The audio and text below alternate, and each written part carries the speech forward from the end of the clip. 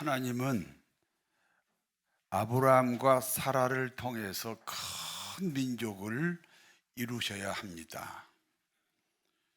하나님은 아브라함과 사라를 통해 큰 민족을 이루시기 위해서 먼저 아브라함 부부에게 그 민족의 꿈을 꾸게 합니다. 아브라함아, 너는 이제부터 아브라함이 아니라 아브라함이다. 아브라함은 한 개인을 가리키고요, 아브라함은 민족을 넘어서 열방을 가리킵니다. 그리고 아브라함의 아내 사라에게도 말씀합니다. 사라야, 너는 이제부터는 사라가 아니라 사라이다. 사라는 한 사람 개인을 가리킵니다. 그러나 사라는 민족을 넘어 열방을 가리킵니다. 하나님은 아브라함과 사라에게 자식을 주시기 위해서 먼저 자식에 대한 꿈을 꾸게 하셨다는 겁니다. 그래서 아브라함이 되고 사라가 사라가 되었습니다. 무슨 뜻입니까?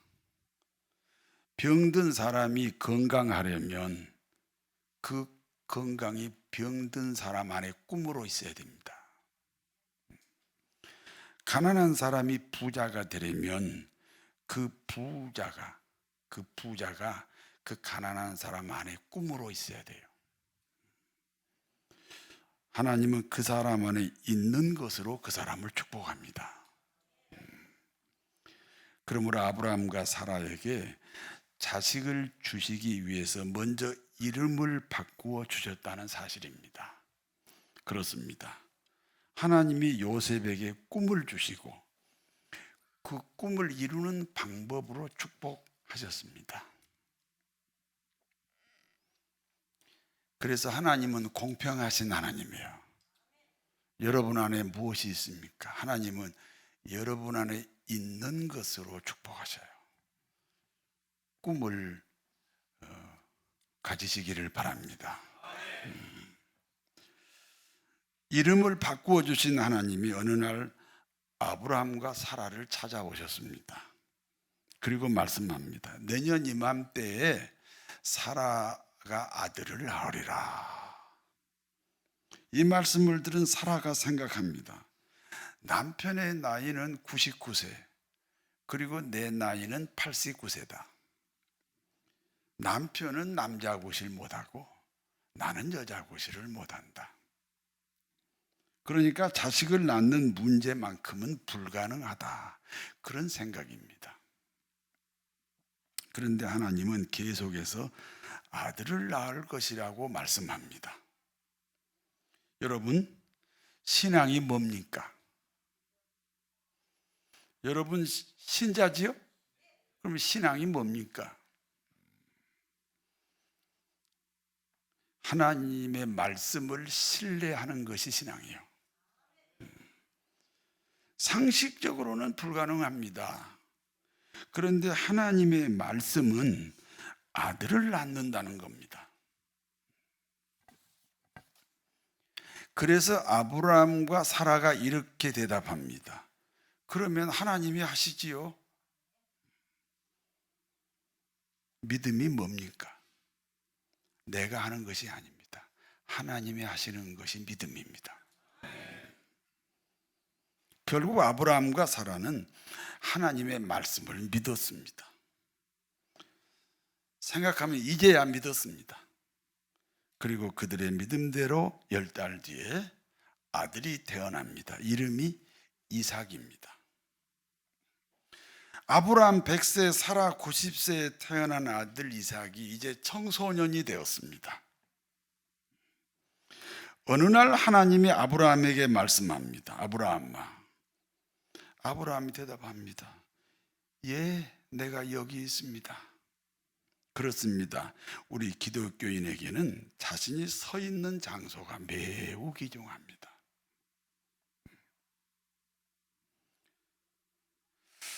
우리 교회가 신월동에 있을 때 있었던 일입니다. 가을 대신방 기간이었습니다. 저는 새벽 기도를 마치고 아침 6시부터 신방을 시작했습니다. 그리고 저녁 10시 마지막 신방을 마치고 계단을 내려오다가 발을 헛디게 되었습니다. 무릎이 부러졌습니다.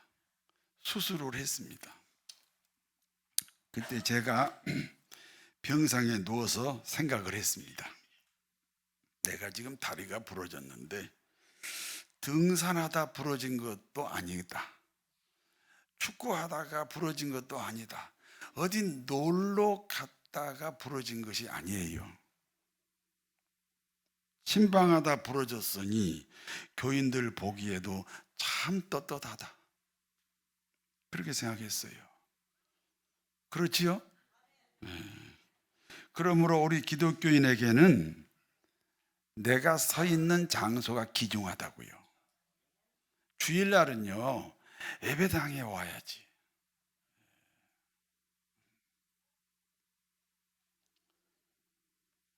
그래서 하나님은 항상 우리에게 너 어디 있느냐 이렇게 질문하고 계셔요.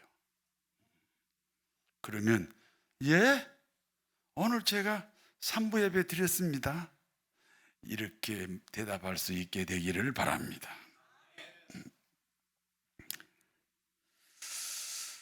내가 여기 있나이다 대답하는 아브라함에게 하나님이 다시 말씀합니다.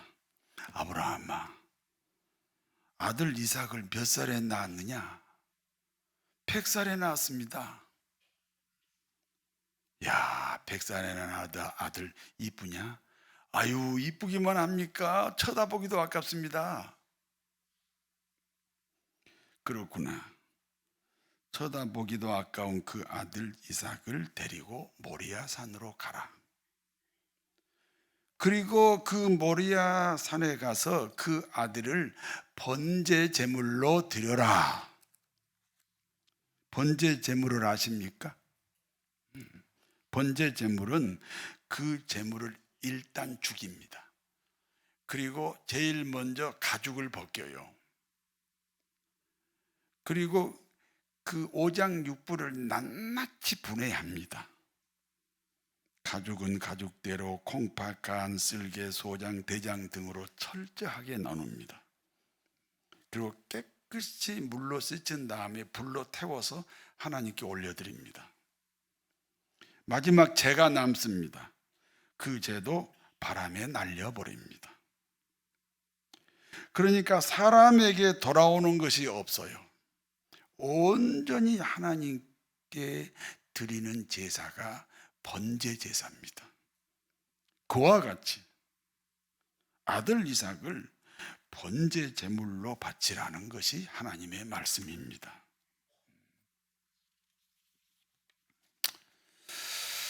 그와 같은 하나님의 말씀을 듣고 아브라함은 어떤 행동을 했습니까? 첫 번째는 아침에 일찍 일어났습니다. 창세기 22장 3절 같이 읽습니다. 아브라함이 아침에 일찍이 일어나 나귀의 안장을 지우고 두 종과 그의 아들 이삭을 데리고 번제에 쓸 나무를 쪼개어 가지고 떠나 하나님이 자기에게 일러준 곳으로 가더니. 생각해 봅시다. 밤중에 하나님이 아브라함에게 아들을 번제 제물로 바치라 말씀하셨습니다. 그와 같은 경우 아침에 일찍 일어날 수 있습니까? 그런데 아침 일찍 일어났습니다. 수동적인 순종이 아니에요. 자발적인 순종이에요.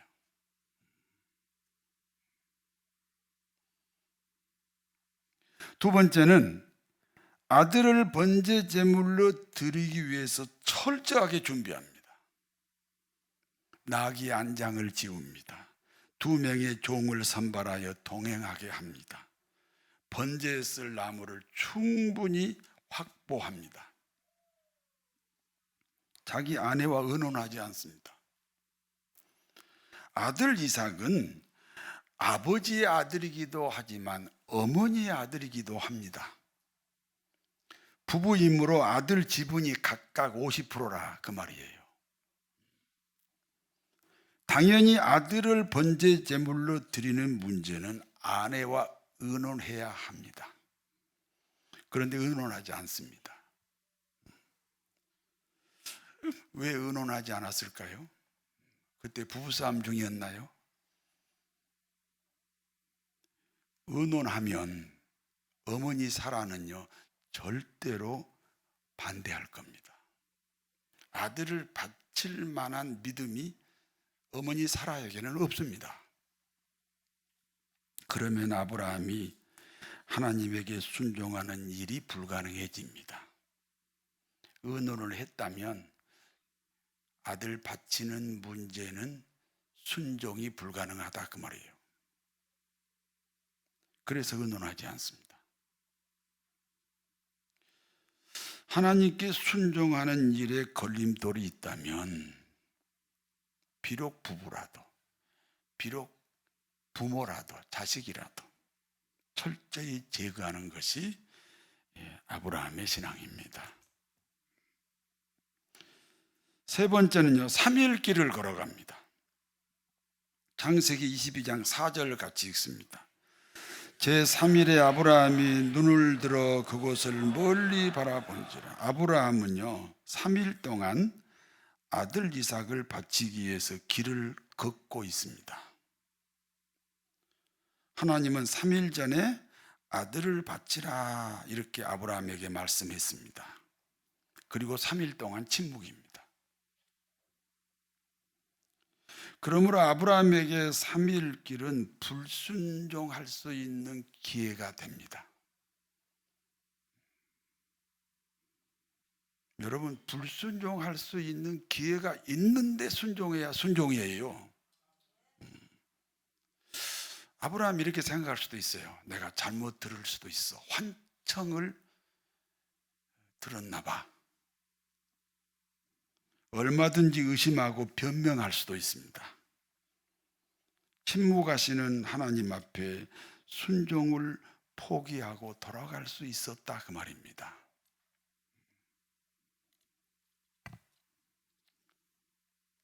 즉흥적인 순종이 아니에요. 아주 이성적이고 아주 객관적인 순종이에요. 3일 동안 불순종할 기회가 있는데 그걸 극복하고 순종을 했다는 것이죠. 네 번째는 아브라함은 2명의 종들을 산 아래 머물게 합니다. 주인이 아들 이삭을 번제 제물로 바치는 광경을 종들이 보았다면 어떻게 할까요? 세상에 아들을 죽이는 아버지가 어디 있습니까? 당연히 종들이 나서서 아브라함의 행동을 저지했을 겁니다. 그래서 따라오지 못하게 산 아래 머물게 합니다. 그리고 아들 이삭만 데리고 번제 제사를 드리기 위해서 모리아산 정상으로 올라갔습니다.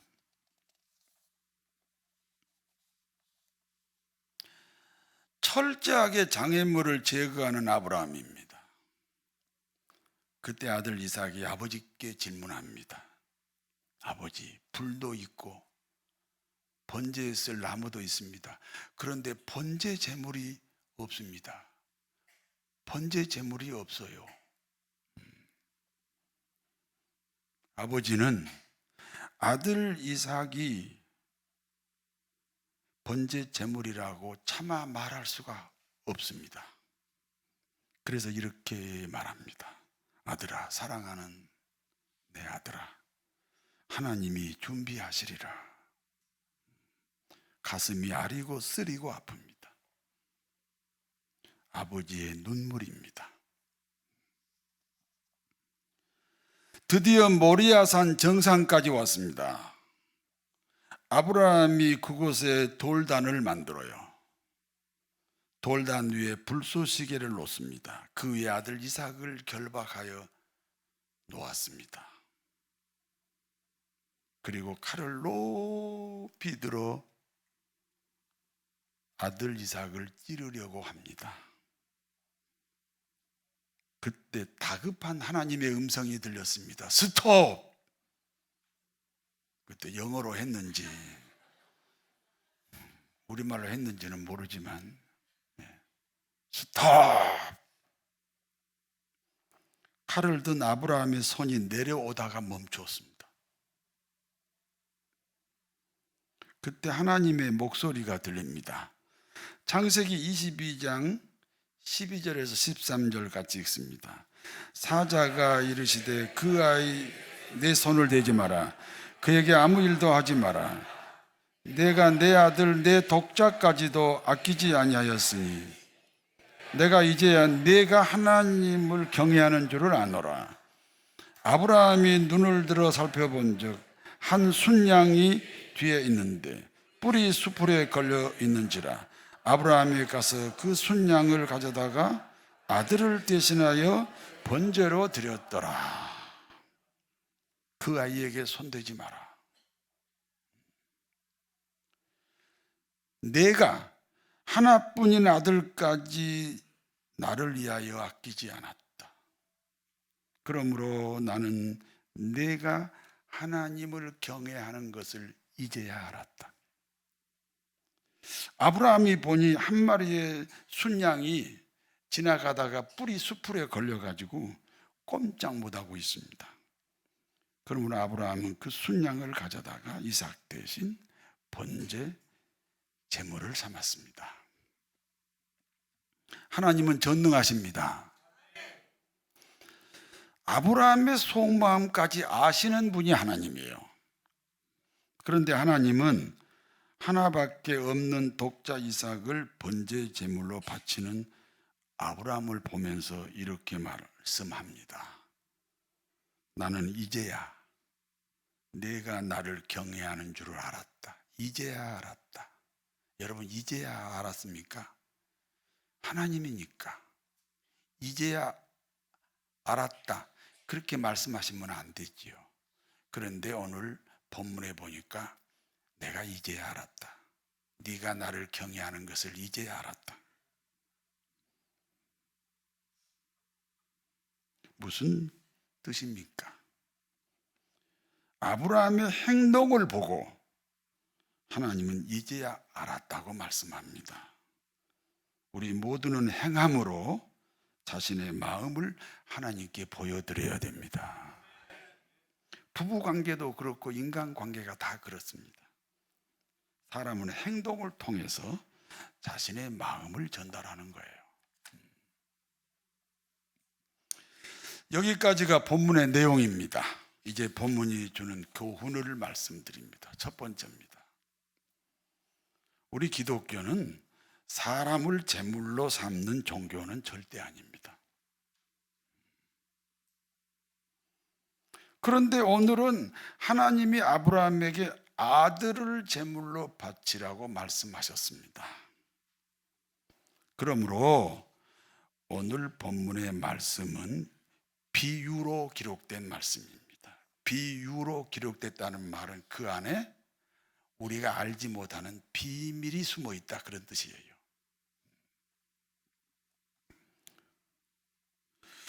모든 인간은 죄인입니다. 인간이 죄인이라는 것은 하나님과 단절된 관계다, 그런 뜻입니다. 어느 날 아들이 아버지에게 이렇게 말합니다. 아버지, 저는 이제 직장도 있고요. 저는 이제 결혼도 했어요. 이제 부모님이 도와주지 않아도 충분히 살 수 있습니다. 그러므로 이제 아버지가 필요 없어요. 어머니가 필요 없어요. 아버지하고 어머니하고 인연을 끊어버리겠습니다. 그리고 아버지를 멀리 떠나버렸습니다. 아버지하고 천륜을 끊어버린 아들의 소식을 아버지가 가끔 듣습니다. 모범 시민으로 살고 있다는 겁니다. 선한 사람으로 살고 있다는 겁니다.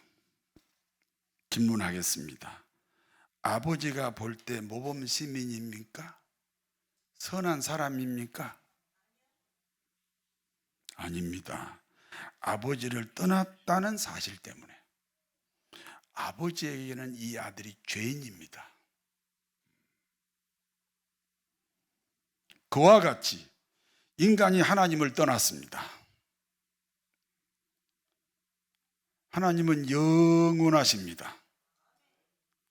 영원하신 하나님으로부터 떠났으니까 영원해요. 이제 영원하지 않아요? 영원하지 않다는 다른 말은 끝이 있다 그런 말이고요. 끝이 있다는 또 다른 말은 죽음이 있다 그런 뜻입니다. 그러므로 인간은 하나님을 떠났기 때문에 죄인이고, 죄인이기 때문에 죽음이라는 형벌을 가지고 있습니다.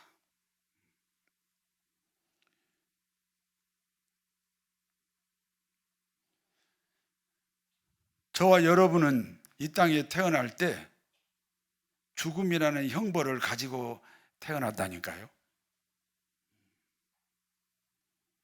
오늘 하나님이 이삭을 번제 제물로 바치라고 말씀하셨습니다. 하나님의 말씀은 이삭이 죽어야 됩니다.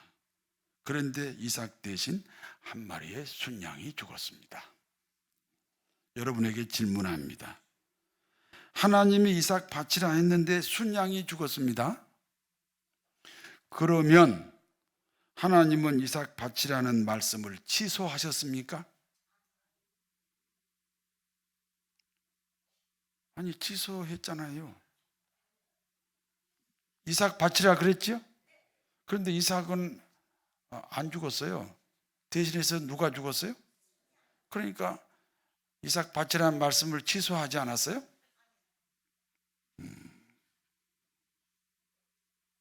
취소가 아닙니다. 한 마리의 순양을 이삭으로 여기고 그 순양을 죽였습니다. 그러니까 순양의 죽음은 이삭의 죽음입니다. 저와 여러분은 누굽니까? 이삭입니다.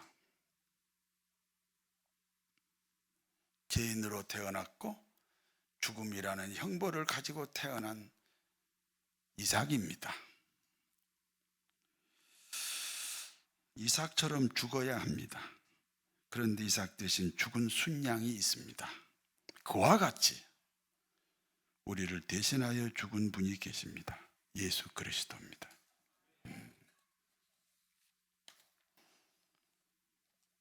하나님은 이삭 대신 순양을 받으시듯이 우리 대신 예수 그리스도를 받으셨습니다.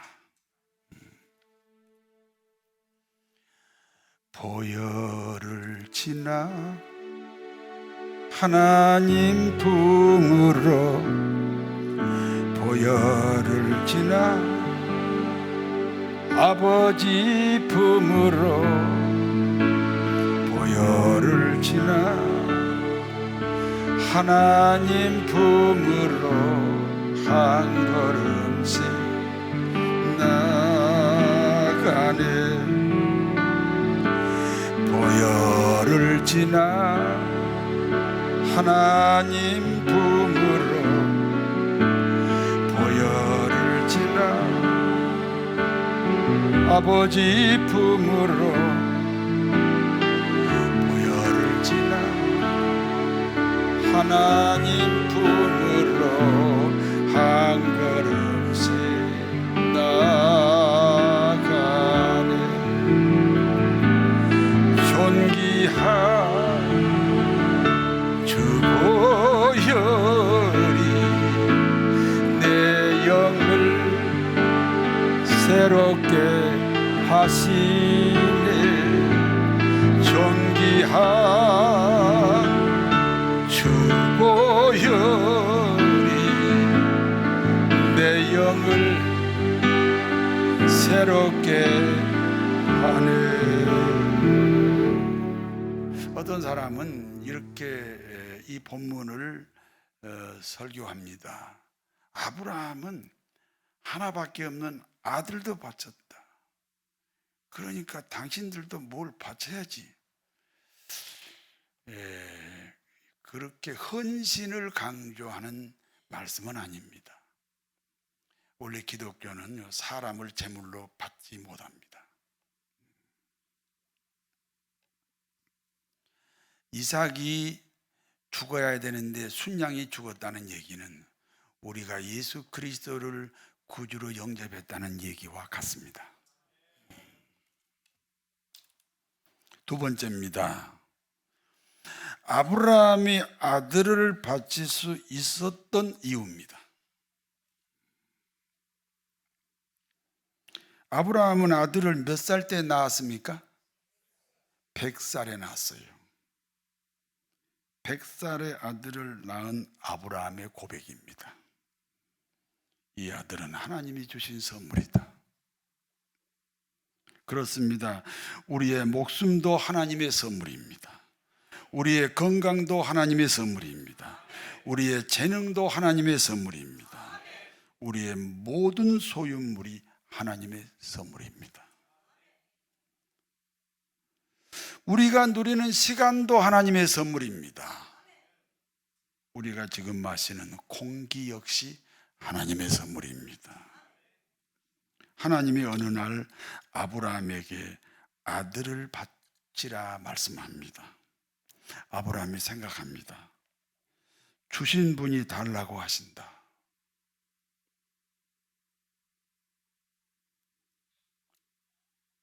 주신 분이 달라고 하면 줄 수 있어야 됩니다.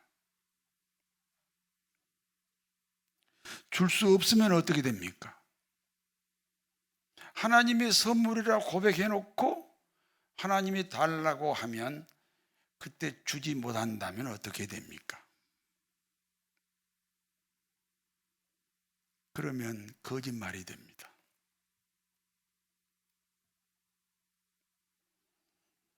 생각하면 우리가 거짓말을 비교적 많이 하면서 살고 있습니다.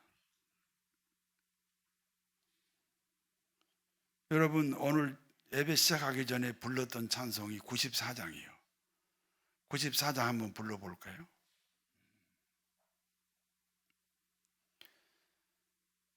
자막을 띄워줘야지요. 주 예수보다 더 귀한 것은 없네.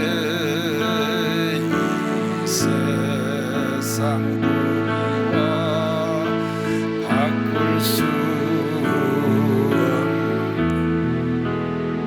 주 예수보다 귀한 것은 없네. 이 세상 부귀와 거짓말이죠. 우리는 이 찬송을 무심결에 늘 불러요. 그리고 주 예수보다 귀한 것이 너무 많아요. 거짓말이에요.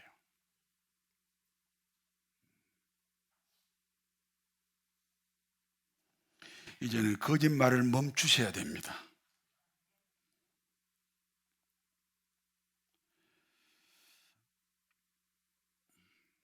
아브라함처럼 하나님이 주신 것이라는 고백을 할 수 있어야 됩니다.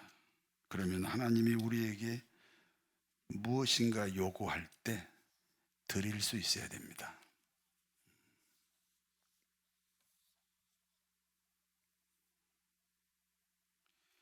우리 모두는 죄인입니다. 그리고 죄의 값은 사망입니다. 그러므로 하나님이 이삭을 번제 제물로 바치라는 말씀은 우리 모두에게 이미 주어진 말씀이에요.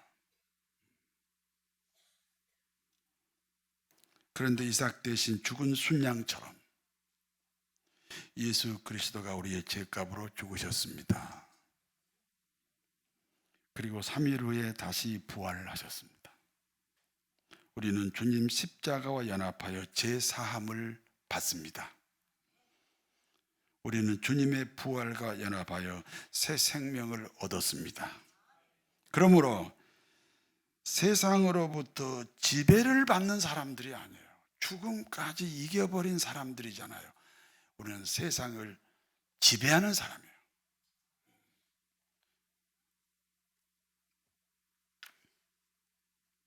세상을 지배하는 믿음으로 살으시기를 바랍니다. 모든 소유권은 하나님에게 있습니다. 우리가 살아가는 동안 가끔은 이 주신 분이 달라고 할 때가 있다니까요. 셀장으로 봉사해라. 남녀 성교회에서 봉사해라. 교사로 봉사해라. 저 같으면 너 목사로 일생을 살아라. 이게 하나님이 가끔 우리에게 주신 분이 달라고 할 때가 있습니다. 하나님은 더 많은 것으로 주고 싶기 때문에 가끔 달라고 할 때가 있다는 겁니다.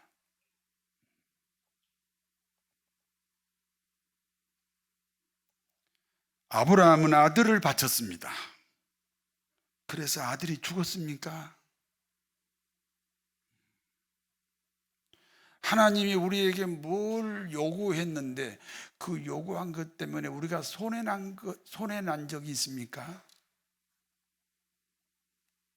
아브라함이 아들을 바쳐라 해서 바쳤는데 아브라함의 아들이 죽었냐고요? 아닙니다. 자자 손손 축복을 받았습니다. 아브라함의 하나님이 나의 하나님입니다. 그러므로 아브라함의 복으로 풍성하시기를 진심으로 축원합니다. 전능하신 하나님, 이삭 대신 한 마리의 순양이 죽었습니다. 이삭 대신 죽은 순양으로 오신 예수 그리스도를 마음에 영접합니다.